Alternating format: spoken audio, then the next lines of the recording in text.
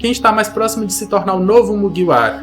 Por que Kaido e Big Mom, juntamente com Barba Branca, não se aliaram com Yonkous para ir contra o governo mundial? Qual melhor, Haki ou Akuma no Mi? Por que o Haki está superando as Akuma no Mi? Hoje em dia não vale mais a pena comer uma Akuma no Mi? Nós vamos comentar sobre tudo isso nesse vídeo aqui. Se você ficou curioso, segue comigo e acompanhe esse vídeo até o final. Fala galera, meu nome é Lucas, voltei para responder as suas perguntas que vocês mandaram lá na comunidade do canal, lá no meu Instagram ou aqui embaixo nos comentários desse vídeo. Deixe sua pergunta que eu posso responder em um próximo vídeo. Por enquanto já deixa aquele likezão, se inscreve no canal se ainda não for inscrito e agora sem mais enrolação, bora pro vídeo. Rodrigo Silva perguntou: será que finalmente teremos gigantes fortes que não sejam somente escadas em Elbaf? Em One Piece, geralmente os mais fortes são aqueles que entraram na Grand Line ou se aventuraram na Grand Line como piratas. E esses, de Elbaf, a gente já conhece que são os piratas ou os novos piratas gigantes. Só que eles não são tão fortes, ou o mais forte deles, que é o Hairudin, acabou sendo solado easy pelo Luffy, e aí ele não é tão forte quanto os seres humanos fora da curva da raça humana. Entendeu? Então, se eles não são e ainda são piratas gigantes, a gente pode pensar que não tenham gigantes mais fortes que eles dentro de Elbaf. A não ser que o Oda queira trabalhar com o Príncipe Loki sendo mais forte, os seus guardas, já que ele é um príncipe, sejam mais fortes e aí eles não navegaram pelos mares. A gente tem que, dentre cada raça, os seres humanos normais, eles não vencem um gigante normal, mas os seres humanos fora da curva, eles vencem os gigantes fora da curva, que são os piratas. Então eu queria que aparecesse gigantes muito fortes, que até os nossos seres humanos fora da curva, que são os piratas, tivessem dificuldades para vencê-los. E aí eles seriam desafios. Eu tomara que apareça em Elbaf, seja ali o Príncipe Loki e os seus guardas, e aí eles mostrem um poder que a gente ainda não viu. Mas geralmente os mais fortes são os piratas, e dentro da raça dos gigantes a gente já conheceu os piratas deles. O Laurence mandou uma pergunta aqui meio grande, mas falando que não vê o Kobe se aliando com o Luffy, mas sim a Marinha tendo ou sendo obrigada a se aliar ao Teach para lutar contra o Shanks, utilizando o Kobe e provavelmente o Garp como reféns para que isso aconteça. Em relação a isso, eu acredito que seja improvável, até mesmo porque quem é o comandante de frota atualmente é o Akainu, aquele que se importa muito com os marinheiros que foram pegos, ou que podem ser mortos, ou que não sejam fortes. Ele tá se importando muito com essa galera aí,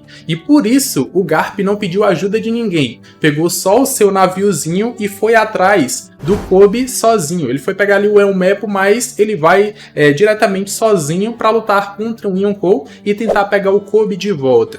Então mesmo que o Teach capture, como ele já capturou o Kobe, e até vença o Garp, eu não vejo o Akainu cedendo e se aliando a eles para ir contra o Shanks, por exemplo. Porque o Akainu não vai baixar a cabeça para nenhum pirata. É pirata morto na frente dele, ele não tá nem aí. Então Kobe e Garp podem morrer que o Akainu não vai fazer nada. Ele vai continuar da mesma forma lá na sua base e dizendo que a marinha está com pouca força militar para lutar contra diversos piratas ao mesmo tempo. Algo assim como ele disse para o Kizaru, acho que 2 vezes ou 1 vez, para o Kizaru não ir para o Wano.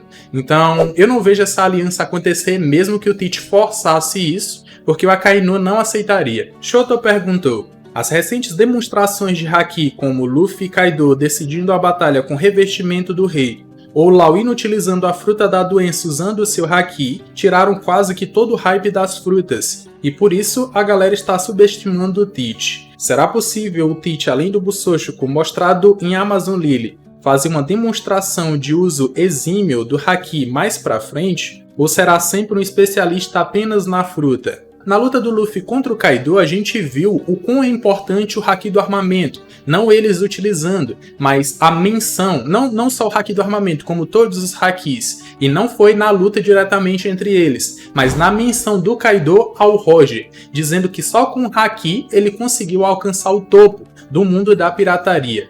Então, o Haki ele é importante em diversos momentos, até para usuários de Akuma no Mi. Como você citou, nós temos que o Haki está se sobressaindo sobre usuários de Akuma no Mi, afeta principalmente as Logias, mas também inibe a habilidade de outras frutas, como você citou com o Law. Então, até usuários de Akuma no Mi, eles têm que aprender o Haki. Para quê? Se você tiver em uma batalha onde dois ataques se chocam, mas o seu ataque vem de uma Akuma no Mi e você imbui esse ataque com o seu Haki do armamento, você consegue não só transpassar o Haki do seu inimigo, quanto o seu poder não tem barreiras para afetar o inimigo. Então, se o Law conseguiu quebrar o poder da Akuma no Mi do Dokki, por exemplo, se o Dokki, de alguma forma, conseguisse imbuir esse ataque com o Haki do armamento, é como se o Haki dele cancelasse o Haki do Law e só sobrou o efeito do seu ataque funcionando no corpo do Law. A gente poderia mencionar assim,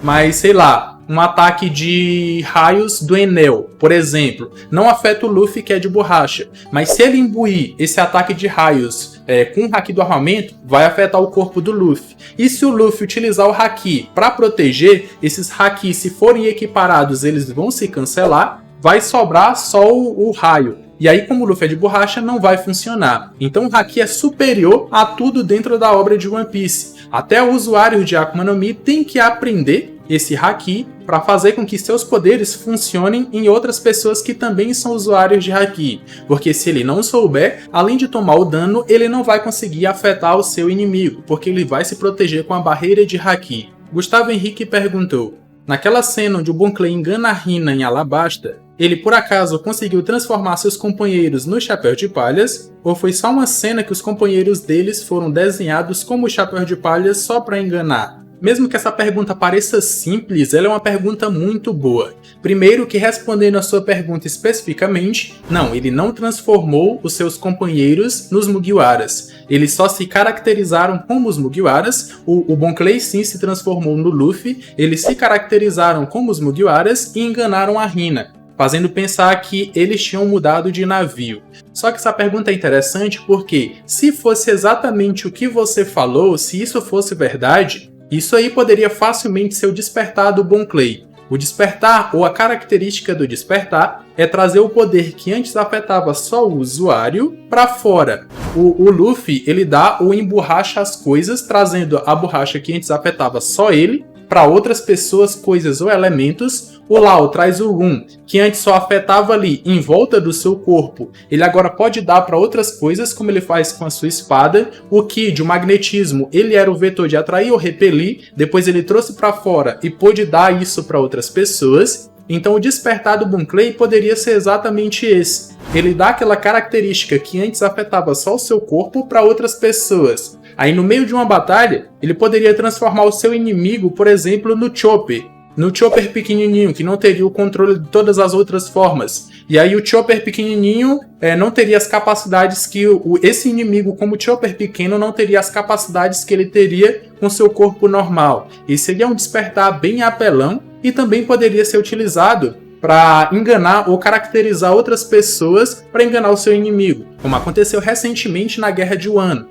Todas as pessoas foram caracterizadas só mudando a roupa e conseguiram se infiltrar. Agora, se todas essas pessoas fossem transformadas em pessoas importantes do bando do Kaido, isso aí enganaria muito mais. Ou então para se infiltrar no governo mundial, transformando outras pessoas em figuras grandes da marinha ou do governo mundial. Isso aí seria bem apelão, e eu acredito que possa ser esse o despertar do Bon Clay. Pandaman, o Mito perguntou: Lucas, o Kaido, a Big Mom e o Barba Branca não gostavam do governo mundial. Então por que eles, no auge das suas tripulações, não se uniram temporariamente para destruir o governo mundial? Para responder a sua pergunta, eu tenho basicamente 2 pontos. O primeiro é que eles já tinham se unido quando faziam parte dos Piratas Fox. O Rox tentou, mas não conseguiu. Veja todos esses figurões, mesmo que não estavam no seu auge, tudo em um mesmo bando indo contra o governo mundial. E o Rox não conseguiu.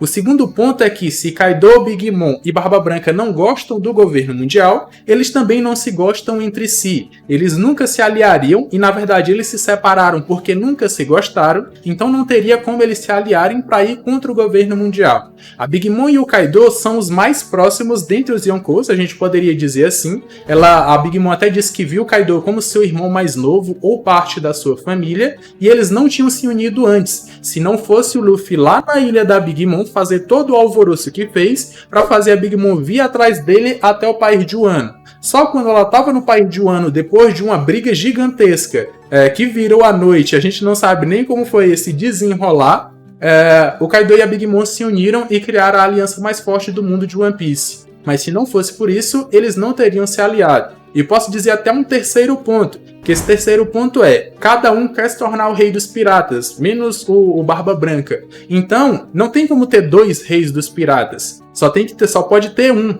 E eles não querem dividir esse tesouro com outras pessoas. Assim como o Luffy não quer ser um herói para não dividir sua carne com ninguém. Então é basicamente por esses 3 pontos que eles não se aliaram antes contra o governo mundial e nunca se aliariam. Jeanfis perguntou: em sua opinião, quem tem mais chance de entrar pro bando? Yamato, Vivi ou outro personagem? Quem? Hoje em dia, quem tem mais chance de entrar pro bando e até pediu isso foi o Vegapunk.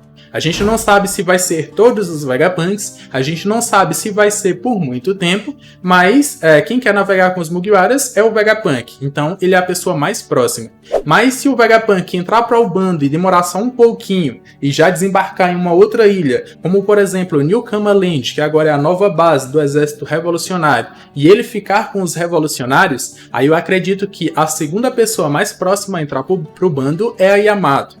Ela falou que vai ao encontro dos Chapéus de Palhas, então eu acredito que vai ter um período ali onde ela vai ajudar o Momonosuke a controlar os seus poderes e se tornar um espadachim muito forte. Quando ela tiver garantia que ele pode proteger o país com seus vassalos, aí eu acredito que ela vai sozinha atrás do bando dos Chapéus de Palhas, assim como aconteceu com o Jinbe. O Jinbe foi chamado para o bando lá na Ilha dos Tritões e só foi entrar para o bando recentemente, agora em Wano.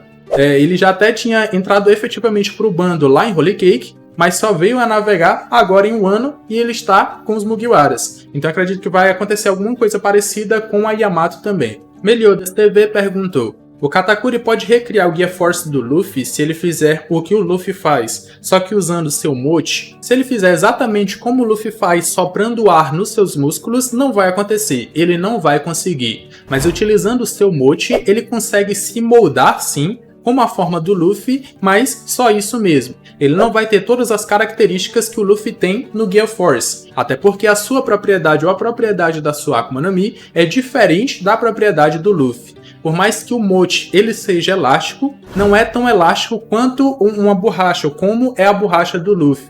Então a maioria dos golpes que o Luffy faz, ele até poderia replicar de forma visual, mas a potência, a força do golpe não seriam os mesmos. Então, a forma sim, ele conseguiria copiar, mas todos os poderes ou todo o boost de poder que o Luffy ganha no Gear Force, ele não conseguiria copiar.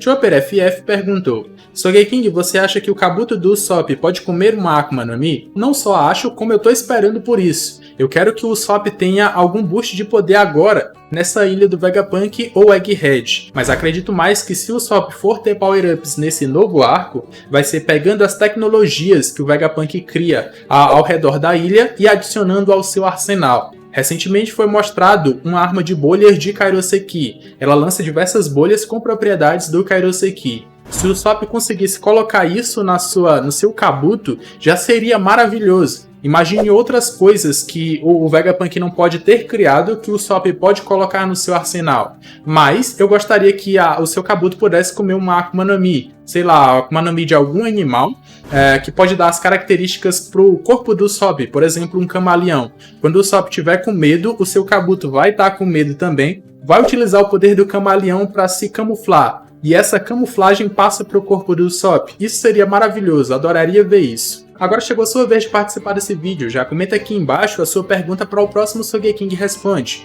ou então deixa lá na comunidade ou lá no meu Instagram. Eu vou ver e vou trazer no próximo vídeo. Se você tiver gostado desse vídeo, já deixa aquele likezão, se inscreve no canal se ainda não for inscrito. Tô deixando aqui na tela final 2 vídeos que eu acredito que vocês vão gostar. Eu me despeço por aqui, um abraço e valeu!